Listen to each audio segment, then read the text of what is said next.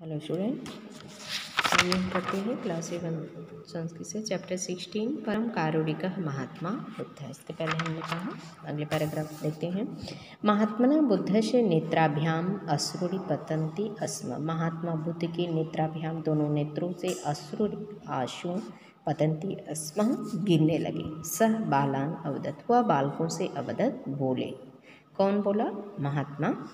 बालान बालकों से अवदत् बोले, यूयम व्याकुला माँ भवत। यूयम तुम सभी व्याकुल माँ मत भवत हो, तुम सभी व्याकुल मत हो।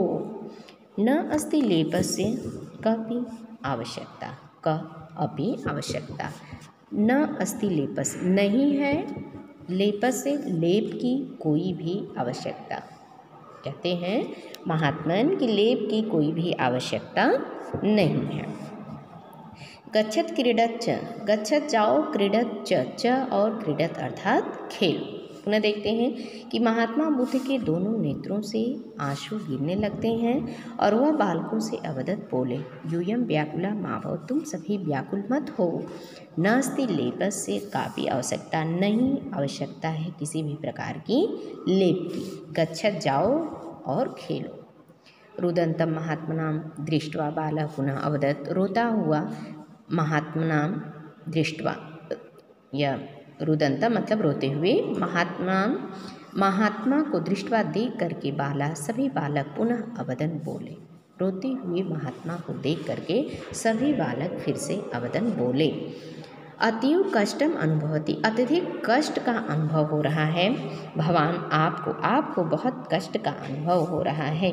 कष्टेन भवतः नेत्रेयो अश्रुरि पतन्ति, कष्ट के कारण ही आपके दोनों नेत्रों से अश्रु पतन्ति गिर रहे हैं। अत्यधिक कष्ट के अनुभव के कारण आपको बहुत अधिक कष्ट हो रहा है, बालक कहते हैं सभी महात्मा से, और कष्ट से ही आपके नेत्रों से आंसू गिर रहे हैं। अश्रुरि प्रमृज्य, आंसुओं को प्रमृज्य मीन्स पोंछ करके, स्नेह भावना, स्नेह की भावना से महात्मा अवदन, महात्मा बोले। अवदत है एक वचन, बोले। क्या बोले?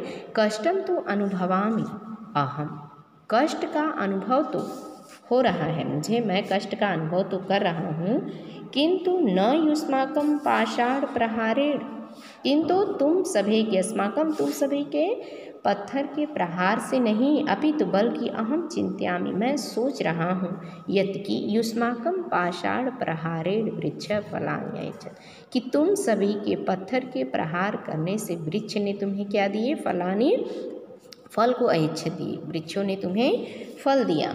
किंतु मम पार्श्वे, मेरे पास युष्मभ्यम, तुम सभी को दातुम देने के लिए किमपि नास्ति, कुछ भी नहीं है। प्रहार से प्रत्यर्पणा, इस प्रहार के बदले में, प्रत्यर्पणा अर्थात बदले में, किम करोमि, मैं क्या करूं।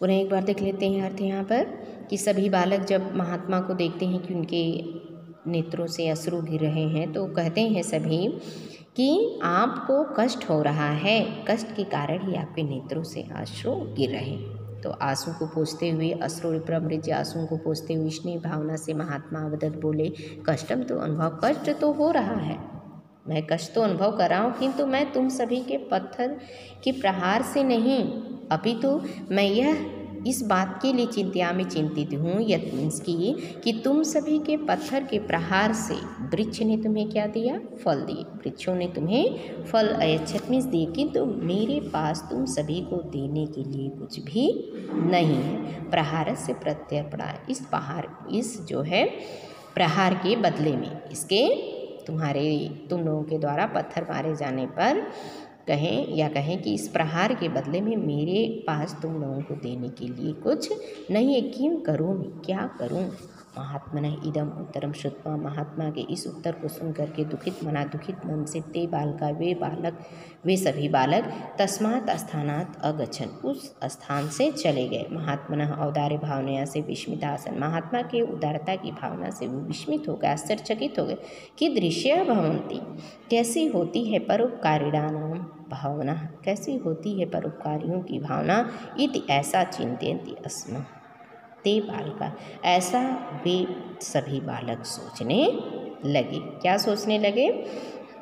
कि इस प्रकार की उदारता की भावना जो है, उदार भावना कैसी होती है, यह देख करके सभी आश्चर्यचकित हो गए और सोचने लगे। देखिए पुनः यहाँ से कि महात्मा के इस उत्तर को सुन करके दुखित मन से वे सभी बालक उस स्थान से चले गए और महात्मा की उदार की भावना से आश्चर्यचकित थे कि दृश्य बहुत कैसी होती है परोपकार की भावना।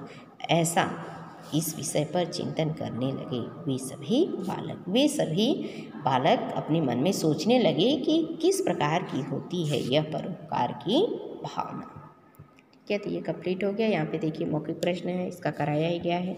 महात्मना कया भावनया, तो हो जाएगा महात्मना औदार्य भावनया। ठीक है, बाल का विस्मिता अभून् से रिवाइज करिए, डन करिए।